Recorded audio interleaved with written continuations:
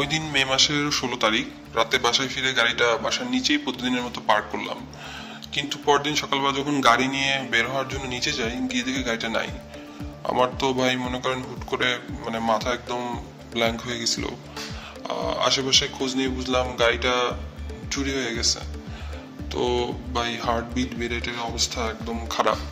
আমি কি করব না করব কিছুই বুঝতে পারতেছিলাম না। একটু পরেই মনে পড়লো গাড়িতে লাগানো জিপিএস ট্র্যাকারের কথা। তাড়াতাড়ি ফোনে প্রহরী অ্যাপ থেকে গাড়ির লাইভ লোকেশন চেক করলাম।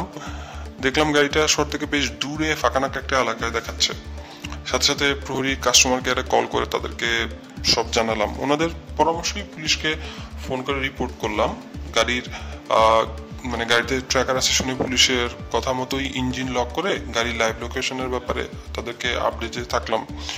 পুলিশের টিম ওদিকেই রওনা দিল, সাথে আমাদেরকেও যেতে বললো।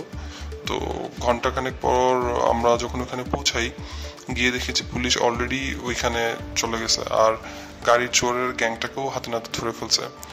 আল্লাহর রহমতে গাড়িটা নিরাপদে উদ্ধার করা গিয়েছিল, কোনো ধরনের ক্ষয়ক্ষতি হয়নি। প্রহরী না থাকলে আসলে কাজটা তো সহজে হতো না।